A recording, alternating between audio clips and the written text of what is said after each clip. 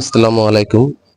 মত বিনিময় সভায় বিপিন নুরুল হক নূর প্রধান অতিথি আর সভাপতি হলো মাহমুদুল হাসান। তারা কৃষি মন্ত্রণালয় এবং বিভিন্ন কথাবার্তা নিয়ে আলোচনা করতেছে। কিন্তু বিভিন্ন কারণে যে সরকার গঠনের পরে আর পাটনার প্রকল্প থেকে দেওয়ার কথা ছিল, কিন্তু এখনো অব্দি আমরা কোনো সুবিধাই পাইনি। এবং যে কয়টা আমাদের মোটরসাইকেল আছে, আসলে কোনো রকম জোড়াতালি দিয়ে চলা হচ্ছে। আমার অফিসের একটা বাইক আছে, তাও মাঝে মাঝে করতে হয়, মানে আসলে কষ্ট হয়। কাজ করতে ভালো লাগে, কিন্তু এই সাপোর্টগুলো থাকলে আরো বেশি কাজ করা যেত। তো ধন্যবাদ সবাইকে। আসসালামু আলাইকুম। জি ধন্যবাদ। আসলে আমাদের এই অর্থনীতির যে মূল চালিকা শক্তি এই কৃষির দিকে আমাদের নজর দিতেই হবে। এবং সেক্ষেত্রে যে বিষয়গুলো আমাদের উপজেলা কৃষি অফিসার মধ্যে উপস্থাপন করলেন, এর পাশাপাশি আরেকটি বিষয় স্যার আপনার অবগতির জন্য আমি একটু বলতে চাই। সেটি হচ্ছে যে আমাদের এই তরমুজ এখন উঠবে এবং বিভিন্ন ল্যান্ডিং পয়েন্ট থেকে এগুলো ট্রান্সপোর্টের মাধ্যমে দেশের বিভিন্ন প্রান্তে যাবে। এটি আমাদের হরিদেবপুর থেকে শুরু করে ওই মশুরিকাঠি হয়ে ওই দিক দিয়ে অনেকগুলো ঘাট হয় স্যার। এটি আমি জেলাতে উপস্থাপন করেছিলাম এই মিটিংয়ে। এই বিষয়টি আপনি ইতিমধ্যে আপনার নেতাকর্মীর মাধ্যমে আমরা জেনেছি যে এই জায়গাতে যে অবৈধ চাঁদাবাজি ছিল এগুলোর বিষয়ে আপনি জিরো টলারেন্স ঘোষণা করেছেন এবং সেটি ইতিমধ্যে ব্যাপক প্রচারিত হয়েছে এবং এটি বেশ অ্যাপ্রিসিয়েটেড হয়েছে। এখন এটিকে সুষ্ঠু ব্যবস্থাপনার আওতায় আনতে স্যার যে সরকারি রাজস্ব সেটি আহরণের ক্ষেত্রে একটি পথ উন্মুক্ত হবে। এটি একটি বিষয়। এবং কোল্ড স্টোরেজের যে বিষয়টি আমাদের যিনি উপজেলা প্রকৌশলী মহোদয় বললেন, সেটিও আরো এক্সপেক্টেড করবার জন্য স্যার আপনার সবাই হস্তক্ষেপ কামনা করবো আমরা।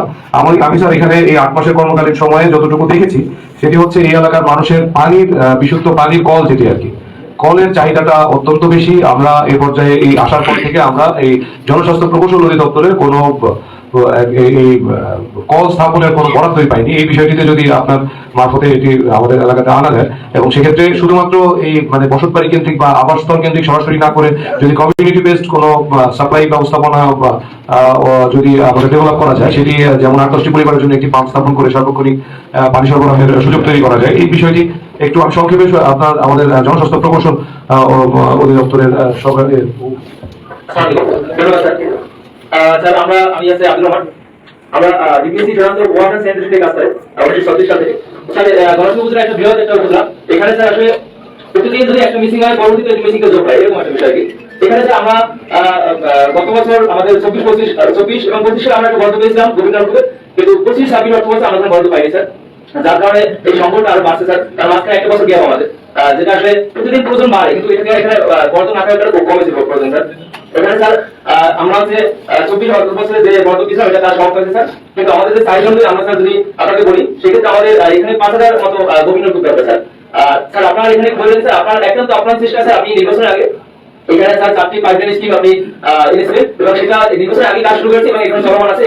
একটা হচ্ছে স্যার বিশ্বাস এবং একটা সরকার, একটা হচ্ছে স্যার আমখানা ইউনিয়নে, আর একটা হচ্ছে রতন তাপুর ইউনিয়নে স্যার। এই 4টা কাজ চলমান। এই 4টা কাজ যদি আমি শেষ করতে পারি, তাহলে প্রত্যেকটা পাইপলাইন স্কিমের আকারে প্রায় 400 থেকে 500 লোক এই পরিষেবার মতো পানি নিরাপদ পানি ব্যবহার করতে পারবে স্যার।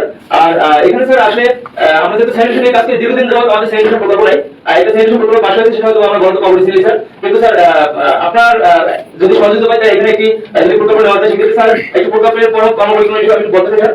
এখানে স্যার নিরাপদ পানির জন্য যদি মোটামুটি এখানে জনগণের যে চাহিদা, সেই চাহিদা 5000 দরকার এবং 350টি স্যার কমিউনিটি বেসড করা যাবে, যেটা স্যার বলছে যে একটা কমিউনিটি দিয়ে 3 থেকে 400 লোক একটা টিউবওয়েল থেকে পানিটা দিতে পারবে এবং সে শুধু খাওয়ার পানি না, এই সে বাইরে দিয়ে নিরাপদ পথে স্যার সব প্রত্যেকটা কাজে নিরাপদ পানি ইউজ করতে পারে স্যার। এই কাজটা করতে পারবে।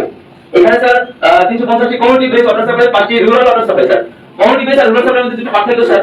কমিউনিটি হচ্ছে স্যার যেমন 8-10 টাকা দেওয়া যায় স্যার, 8 থেকে 10 টাকা এরকম একটা ছোট প্রকল্প স্যার, 4-5 লাখ টাকা। আর রুরাল পয়েন্ট হচ্ছে সেটা 3 কিলোমিটার ভিতরে ওয়াটার সাপ্লাই দেওয়া যায়, এরকম একটা প্রকল্প স্যার। আর এখানে স্যার স্যানিটেশনের ব্যবস্থা খুব খারাপ অবস্থা স্যার। কারণ আমি যেটা দেখছি স্যার, এই চোরাকাজল সার্ভিস বা ওই সব অঞ্চলে কিছু ছোট ছোট শহর যেমন চরবাংলা স্যার আমি গিয়েছিলাম, এখানে স্যানিটেশন এবং নিরাপদ পানি খুবই সংকট স্যার। এখানে এই যদি আমরা চরের কথা চিন্তা করি আর যদি তরের কথা চিন্তা করি স্যার, দুটোর পার্থক্য অনেক স্যার। কারণ এখানে যদি আমরা 50% কাজ হয়, ওখানে হয় স্যার 25%, এরকম একটা বিষয় স্যার। ওখানে সময় কাজ করতে অনেকগুলো প্রচেষ্টা করা স্যার। তো সেক্ষেত্রে স্যার আমাদের 40টি পাবলিক টয়লেট দরকার, 3000 কমিউনিটি ল্যাট্রিন দরকার স্যার, 2000 টিউবওয়েল ল্যাট্রিন দরকার। এটা হলে আমাদের এখানকার যে জনসাধারণ আছে সেটা স্যার সুবিধা পাবে স্যার। আর আমাদের স্যার বর্তমানে যে কাজগুলো চলমান আছে সেটা হচ্ছে স্যার সমগ্র বাংলাদেশে 2024-25 অর্থ বছরে একটা বরাদ্দ ছিল, সেটা কম বরাদ্দ ছিল স্যার। 25 অর্থ বছর আমাদের বরাদ্দ দেওয়া হয়, ওটা কাজ সমাপ্ত হয়েছে 144টা স্যার। পাইপলাইন স্কিম, পাইপলাইন যেটা আপনার সার্ভিসের সাথে চলমান আছে, এটা 5টা স্যার। এই 5টা কাজ চলমান আছে স্যার। আমার কমিউনিটি টয়লেট স্যার, এটা টেন্ডার চলমান, এটা 4টা কাজ স্যার আমরা সিলেক্ট করছি। 4টা টাকা, একটা সর্ববিশ্বাস, একটা হচ্ছে পুরসভায়, একটা হচ্ছে আমরা স্যার, একটা হচ্ছে স্যার কলেজে দিল স্যার। এই হচ্ছে বর্তমান আবুল স্যার, ধন্যবাদ স্যার আপনাকে। জি ধন্যবাদ আপনাকে। এ পর্যায়ে আমরা মোটামুটি সংস্থা বা জনসম্পৃক্ত যে তথ্য সমূহ রয়েছে তাদের অধিকাংশের বক্তব্য বা পরিকল্পনার বিষয়ে আমাদের সমস্যা জানতে পারলাম। আমরা এ পর্যায়ে আমাদের মাননীয় প্রতিমন্ত্রী শ্রম কর্মসংস্থান মন্ত্রণালয় এবং প্রবাসী কল্যাণ ও বৈদেশিক কর্মসংস্থান মন্ত্রণালয় মহোদয়ের সানুগ্রহ যে নির্দেশনা সমূহ রয়েছে এগুলোর বিষয়ে আমরা এখন শুনবো। আমাদের মাঝে বক্তব্য রাখবেন জনাব মোহাম্মদ নুরুল হক এমপি, মাননীয় প্রতিমন্ত্রী শ্রম কর্মসংস্থান মন্ত্রণালয় এবং প্রবাসী কল্যাণ ও বৈদেশিক কর্মসংস্থান মন্ত্রণালয়। আবার আপনাদের সবাইকে ধন্যবাদ। তো আজকে আপনাদের সাথে সময় স্বল্পতার কারণে আরো বিস্তারিত যে আলোচনা যেভাবে করা দরকার ছিল সেভাবে করা যাচ্ছে না। তো সেক্ষেত্রে আপনারা যারা বিভিন্ন দপ্তরের প্রধান আছেন, আপনারা প্রথম হচ্ছে যে লিখিত মানে পয়েন্ট আকারে আমাকে একটু সামারি দেবেন আপনাদের দপ্তরের কি কাজ, আর আপনারা বিশেষ করে গত 5 বছরে কি বাজেট হয়েছে এবং সেই বাজেট অনুযায়ী কি কি কাজ হয়েছে এটা সহ। প্রথম হচ্ছে একটা আপনার দপ্তরের ব্রিফিং দেবেন যে আপনার দপ্তরের যেমন ধরেন মহিলা বিষয়ক কর্মকর্তা উনি যেভাবে বলবো ওনার মন্ত্রণালয়ের অধীনে 2টা প্রোগ্রাম মানে বলছে ওনার দপ্তরের অধীনে 2-3টা প্রোগ্রাম রান করে, B2B, BWP, তারপর আবার যারা প্রেগনেন্ট উইমেন সাপোর্ট করে, তাহলে সেক্ষেত্রে কতজনকে সাপোর্ট দেয় এবং এখন পাচ্ছে কতজন, আর বিগত 5 বছরে এই দপ্তরের আপনার কত অর্থ ছাড় হয়েছে এবং এটা কতজন সুবিধাভোগী মানুষ হয়েছে। ঠিক একইভাবে এলজিডি এবং শিক্ষা, স্বাস্থ্য, কৃষি সব দপ্তরে আমি 5 বছরের যেটা জানতে চাই সরকারের যে বরাদ্দটা ছিল সেই বরাদ্দটার কতটুকু কাজ হয়েছে এবং আসলে কাগজে যেটা বলে যে মানে কাজীর গরু কেতাবে আছে বলে নেই, তো সেরকম ভাবে যে গভর্নমেন্ট যে সুবিধা দিচ্ছে সেই সুবিধা আসলে মানুষ পেয়েছে কিনা সেগুলো একটা জানতে চাই। সেক্ষেত্রে বিগত 5 বছরের প্রতিবেদন আকারে আমাকে আগামী 1 সপ্তাহের মধ্যে আপনারা এটা দিবেন। এবং এখন যে আমাদের বিশেষ করে এলজিডি রিলেটেড হয়তো বেশি যে সমস্ত উন্নয়নমূলক কাজ চলছে, ব্রিজের কথা বললাম কিংবা রাস্তার কথা, সেক্ষেত্রে যারা আপনার এই কাজগুলো ঢিলে ঢালা করছে তাদেরকে আপনারা অফিসিয়ালি চিঠি দেবেন, সেই চিঠিতে উল্লেখ করে দেবেন যে ইউনো অফিসে আমাদের এমপি মহোদয়ের মতবিনিময় সবাই আমাদের আলোচনা হয়েছে যে এই জনভোগান্তি দূরীকরণের ক্ষেত্রে আপনাদের কাজের অগ্রগতি না হলে আমরা বাতিল করতে বাধ্য হব। এদের চিঠি উল্লেখ করে দেবেন যেন পরবর্তীতে যদি কেউ কেসও করে যেন আমরা আদালতে ইউজ করতে পারি, আমরা মিটিংটা আলোচনা করছি, তো ওয়ার্নিং দেওয়া হয়েছে তারা সূত্রে নেই।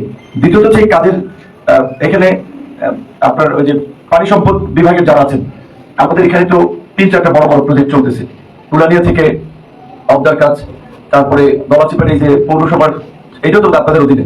এই কাজের মান আপনারা ভালোভাবে যাচাই করবেন, অথবা যদি মান খারাপ হয় তাহলে ঠিকাদার তো আসবে, সাথে আপনারাও আসবেন। কারণ হচ্ছে যে মান খারাপ হয় আপনাদের তো তদারকি করার দায়িত্ব, তো আপনারা যদি তদারকি না করেন তাহলে আপনারা এখান থেকে বেনিফিট দিচ্ছেন যে কারণে আপনারা তদারকি করছেন না। যেটা একজন বললো যে আপনার রাস্তার ক্ষেত্রে ইটের কোয়ালিটি খুব লো, সেসব ইট আমরা নিব না। এবং আমাদের এখানেও যেগুলো ইট ভাটা আছে, আপনার কিছু কিছু জায়গা আছে আবাসিক এলাকায় আপনার মধ্যে ইট ভাটা,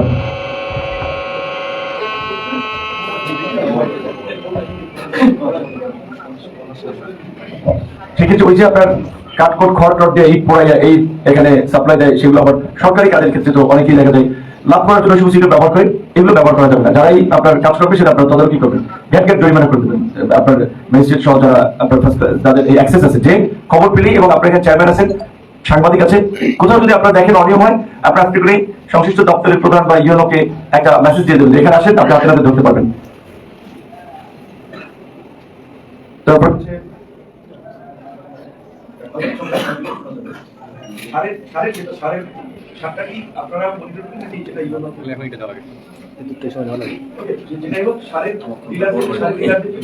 সরকারি যারা ডিলার তারা অবশ্যই সার বিক্রি একটা রসিদ রাখি কিনা জানি না, কিন্তু বেস্টের এটা স্টেডিয়াম ফলো করে, অর্থাৎ তারা যতটুকু পাচ্ছে ততটুকু বিক্রি করছে। পাইলেও আপনার ধরেন 100 বস্তা 20 বস্তা কিছু 50 বস্তা গাড়ি পাস করতে তাদের সার সম্পদ তৈরি হবে, এবং এগুলো সরকারি ঠিকাদার পালনের জন্য এখানে আমরা রসিদ পাবো। আমাদের অফিসের যেটা আছে প্রধানমন্ত্রীর একটা বিশেষ কনসার্ন এবং উনি বক্তৃতার মধ্যে মাদক এবং গুয়া বন্ধ, সেক্ষেত্রে আমাদের এখানে বিশেষ করে যে তরমুজ সহ মাছের কাঁচা টাকা অনেক সময় সিজনাল তাদের আয়ের দিকে যায়, তো টাকা পয়সা অনেক সময় হলে মানুষ টাকা পয়সা কোথায় খরচ করবে তুলে তখন বিশেষ করে নানাভাবে মাদকের দিকে ঢুকে পড়ে। সেক্ষেত্রে মাদক যারা সেবন করে তার চেয়ে যে বেচা কিনা করে সোর্স সেটাকে নির্মূল করার জন্য করা মোবাইলে দোয়া মোবাইলও জরুরি। কোথাও আপনাদের ম্যাজিস্ট্রেট ক্ষমতা ফোন করে তাদেরকে তারা ভিডিওর মাধ্যমে দু একটা জায়গায় একটু অনেক বিষয় দু একটা মোবাইল তো একটু পানিশমেন্ট দিলে এবং সেটা তখন মিডিয়াতে প্রচার হবে, বাকিরা আপনার সতর্ক হবে। আর যে কোনো কাজের ক্ষেত্রে শুরু থেকে আপনার একটু সফট থাকবো, দেন তারপর থেকে হার্ড। শুরু থেকে আপনি সাধারণ আপনার বিধান দিতে 6 মাস থেকে 2 বছর, শুরু থেকে 2 যদি আপনি 6 মাস দেন, পরবর্তী বাকি পরবর্তী সেকেন্ড আপনি ফুল পানিশমেন্ট দিতে ওই ডাক্তারের আপনার হসপিটালের কথা বলছেন। হসপিটাল তো আমাদের এমনিতেই নির্বাচনের পূর্বে আমাদের একটা কমিটমেন্টের জায়গা ছিল হসপিটালে কাজ করে, যে আমরা দেখবো এটা পর্যায়ক্রমে কিভাবে আসলে কাজ করা যায়। আর আপনার ওয়াটার এই পানি সম্পদ বিভাগের সরকারের যে অগ্রাধিকারমূলক খাল, এই খালে বোধ হয় আপনার লেন্থ 10 কিলোমিটার পর্যন্ত নাকি? আপনারা 10 কিলোমিটারই এই যেখানে এরকম 2, 3, 4 কিলো এগুলো দেওয়ার দরকার নেই, আপনারা বড় লেন্থেরই খাল দেন। এরকম যদি হয়ে থাকে যে আপনার এখানে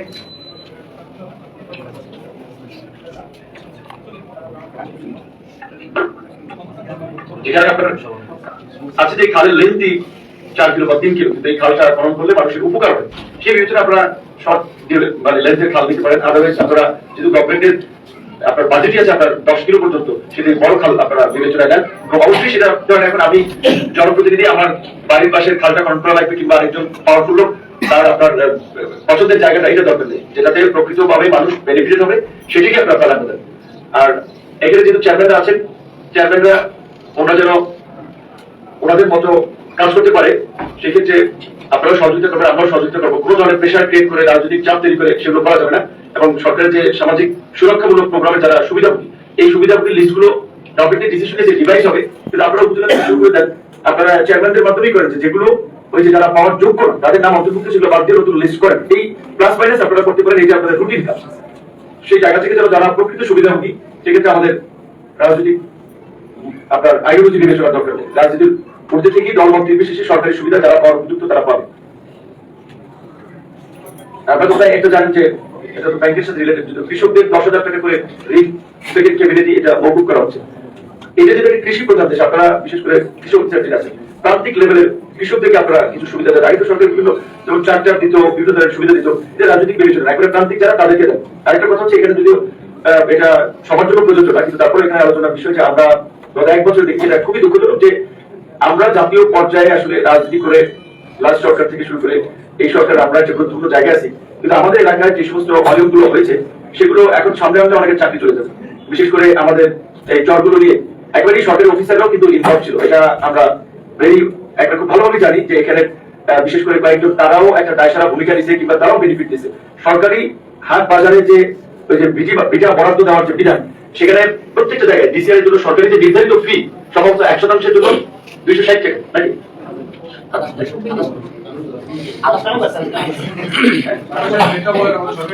বাজারে যারা দোকান বরাদ্দ দেয়, ডিসিআর এর আপনার কয় টাকা দেওয়া লাগে? 300 টাকা। আমরা শুনছেন তো 300 টাকা, 301 টাকাও কেউ দিবে না। দ্বিতীয়ত আমাদের নিয়ম অনুযায়ী এটা হচ্ছে আমরা এই সরকারের যেটা আমাদেরকে প্রধানমন্ত্রী ক্যাবিনেটে প্রথমবার বলেছে, যেভাবে আমরা সেইভাবে কাজ করতে চাই। কারণ দেখেছেন যে বাংলাদেশের প্রধানমন্ত্রীর ছেলে, রাষ্ট্রপতির ছেলে, যে ফ্যামিলি আসলে স্ট্যাটাস থেকে রাজনীতিতে উঠে আসছেন, কিন্তু ওনার যে চলাফেরা করে সিম্পল, এবং বিশেষ করে আগে নানা ধরনের ওনার বিরুদ্ধে প্রোপাগান্ডা ছড়ানো হচ্ছে। আমরা ওনার সাথে কাজ করে এখন দেখছি যে আমাদের মস্তক দেশ এবং মানুষকে নিয়ে একটা প্রত্যাশী মানুষ সকাল 9টায় অনেক অফিসাররাই অফিসে যেতে পারে, যে 9টায় না 9টার 5 মিনিট আগে আপনার অফিসে বসে সচিবালয়, প্রধানমন্ত্রীর কার্যালয়, এটা আমরা বুঝছি, যেটা আমরা উন্নত দেশগুলোতে দেখি। তো জার্মানির আপনার যেটা মানে একজন আমাদেরকে বলছিল তার এক্সপিরিয়েন্স থেকে, যেটা একটা অফিসে যাওয়ার পথে সকাল রাস্তায় একটা বার্গার আসতেছে আর খাইতে খেতে যাচ্ছে। তো আমরা তো একটু বলি যাচ্ছে খাবারটা একটু বসে খালি শান্তিমতো খেয়ে তারপরে আসি। তো তাদের চিন্তা ভাবনা হচ্ছে যে আমি যদি 5 মিনিট আগে অফিসে যেতে পারি, আমি 5 মিনিট দেশের জন্য কাজ করতে হবে, এটা কাজ থেকে কন্ট্রিবিউট করতে পারবো। তো সেই জায়গা থেকে প্রধানমন্ত্রী আসলে সরকারি অফিস আদালতকে সেবামুখী করার জন্য, এবং তারা যে জনগণের প্রতি আসলে তাদের একটা দায় এবং দরদ থাকা দরকার, এটা রিয়েলাইজ করার জন্য সকাল সকাল অফিস করতে, কারণ তাহলে অনেক ধরনের এই ফাইলের জট দ্রুত নিরসন করা সম্ভব। তো আপনারাও অফিস আদালতগুলোতে একটু নির্ধারিত সময়ের মধ্যে অফিস শুরু করার মাধ্যমে এবং মানুষকে হয়রানি এবং ঝামেলাবিহীন সেবাটা যেভাবে দিতে পারে। তো আমি গতকালকে আপনার 2টা পর্যন্ত, যদি তার এটা আমার পলিটিক্যাল বলেন, আবার এখন যেহেতু আমরা তো জনগণের প্রতিনিধি হিসেবে যাই করি, এই জনগণের জন্য কাজ, বিভিন্ন স্টেকহোল্ডারদের সাথে মত বিনিময় আমরা করছি। স্বাভাবিকভাবে আমি ঢাকা থেকে আসছি, আগের দিন 3.5 ঘন্টা ঘুমাইছি। একটা মানুষের ব্রেন কাজ করার জন্য অন্তত 6 ঘন্টা ঘুম প্রয়োজন। গতকালকে আজকে রাতে ঘুমেছি 4.5 ঘন্টা। কিন্তু আমি আমার দায়িত্বটা এড়াইনি, যে না যারা আমার সাথে কাজ করছে স্টেকহোল্ডার তাদের একটা আবেগ আছে, একটু দেখা করবে, কথা বলবে, এটা আমার দায়িত্ব এই সময়টা। আমি আপনাদের দিয়েছি, আমি তাদেরকে দিয়েছি। তো আপনারা যারা এখানে চাকরিতে আছেন তাদের তো দায়িত্ব আসলে যে দপ্তরে আছেন মানুষের সেবা করা। সিম্পল একটা স্বাক্ষরের জন্য কিংবা একটা মানুষ বুঝে না, তাই যদি আপনি দুটো কথা বলেন সেই মানুষটা সান্ত্বনা পায়, মানসিক ভাবে শক্তি পায় এবং খুব একটা ফুটপ্রে মেজাজ দিয়ে বাড়ি ফিরতে পারে। রাস্তাঘাটে যে ঢাকা শহর যারা চলাফেরা করে বা বড় বড় সিটিগুলোতে, এই সিটিগুলোতে আপনার ট্রাফিক জ্যাম কিন্তু মানুষের মেন্টালিটির উপর একটা প্রভাব তৈরি করে। এই ট্রাফিক জ্যাম বা পরিবেশ মানুষের মেজাজ খিটখিটে করে তোলে, যেটা প্রভাব পড়ে পরিবারের উপরে, বাচ্চাদের সাথে কিংবা ফ্যামিলির সাথে মেজাজ খিটখিটে থাকলে বাসায় যদি একটা রাগ তৈরি হয়, একটা ক্ষোভ তৈরি হয়, ছোট একটা ইস্যুকে কেন্দ্র করে অনেক পরিস্থিতি তৈরি হয়। তো পরিবেশের ক্ষেত্রে এই যে একটা মানুষ সেবা পেতে আসছে, ধরেন আপনি তার কথাই শুনলেন না কিংবা অনেকক্ষণ দাঁড়ায় এসে আপনাকে পেলোই না, আপনি 30 সেকেন্ডে তার নামতেও যদি গিয়েছে এসেই পারে একটু নামতে বলে দেন যে এভাবে বা পরের দিন আসে, তাতে কিন্তু তার একটা মানসিক শান্তি এবং একটা মানসিক শক্তি কাজ করে। তো আপনারা সরকারি যারা প্রজাতন্ত্রের কর্মচারী, আসলে প্রকৃত অর্থে আমরাও সার্ভেন্ট প্রজাতন্ত্রের, আমরাও পিপুলের সার্ভিস দেওয়ার জন্যই জনপ্রতিনিধি হয়েছে। তো সেই জায়গা থেকে আমরা যেন মানুষকে সেভাবে সেবা দিতে পারি, সেই মানসিকতা আমাদের ধারণ করা খুব প্রয়োজন। এবং সর্বশেষ সরকারি অফিস আদালতগুলোর মধ্যে ইউনিয়ন পরিষদে একটা ব্যাপক বদনাম আছে। ইউনিয়ন পরিষদ তহসিল অফিসগুলো সিম্পল একটা পর্চা তুলতে যেটা বলেন সরকারি ফি, যেটা হাজার হাজার টাকা নেয়। তো এখানে অবশ্যই আপনারা নজরদারি করবেন। এবং আমরা কিন্তু পরিষ্কার, এখানে আমি ব্যক্তিগতভাবে কারোর কাছ থেকে 5 পয়সার অবৈধ সুবিধা নেই নেই। গত 1 বছর প্লাস সময় এসেছিলেন ডক্টরদের সময় আমরা কোনো ধরনের সুবিধা নেই, ভবিষ্যতে নিব না। সুতরাং আমার এলাকায় যারা আসলে চাকরি করবে তারাও আমার মতোই এইভাবে কাজ করতে হবে। এই ব্যতিক্রম হলে তাদের সেটা কিন্তু আইনগত ভাবে বা যেভাবে ব্যবস্থা সেই দিকে আমরা রাখবো। বিকজ আমরা চাই যে অন্তত বাংলাদেশের একটা জায়গা থেকে পরিবর্তন শুরু, সেটা গণচিন্তা 10 থেকে আমরা বলছি যে আমরা ইয়া মানুষ ভবিষ্যতে আরো রাজনীতি করবো। আমরা নিজের নির্বাচনী কনস্টিটিউয়েন্সিটাকে আমরা রোল মডেল হিসেবে করে চলছি, সেবার ক্ষেত্রে, উন্নয়নের ক্ষেত্রে, রাজনৈতিক, সামাজিক, ধর্মীয় সম্প্রীতির ক্ষেত্রে। সেই ক্ষেত্রে আপনাদের সহায়তা খুব প্রয়োজন। আজকে আমি সময় দেবো না, আপনারা উপস্থিত হয়েছে, কিছুক্ষণ একটু মিটিংটা ডিলে হয়েছে। আমি নির্বাচনের পর আনুষ্ঠানিকভাবে দায়িত্ব নেওয়ার পরে প্রথমবার মতো অফিসে আসার জন্য হয়তো ডিলে হয়েছে, বা আশা করি পরবর্তীতে আমাদের টাইমই থাকবে। আমরা যদি বলি যে 10টা মিটিং 10টায় শুরু করবো, ইনশাআল্লাহ টাইমে আমাদের সবটা শুরু হবে। ধন্যবাদ সবাই। ধন্যবাদ স্যার আপনাকে। আমরা এই পর্যায়ে সকল দপ্তর প্রধানদের পক্ষ থেকে আপনাকে আবারও আন্তরিক ধন্যবাদ এবং কৃতজ্ঞতা জ্ঞাপন করে আজকের এই মত বিনিময় সভা সমাপ্তি ঘোষণা করছি। ধন্যবাদ নুরুল হক নূর ভাই, আপনি এই পদক্ষেপ নেওয়ার জন্য আপনাকে ধন্যবাদ। গলাচিপা তথা বাংলাদেশ, সারা বাংলাদেশের কোনো উপজেলা, জেলা, থানা পর্যায়ে কোনো চাঁদাবাজ কোনো কিছু থাকবে না।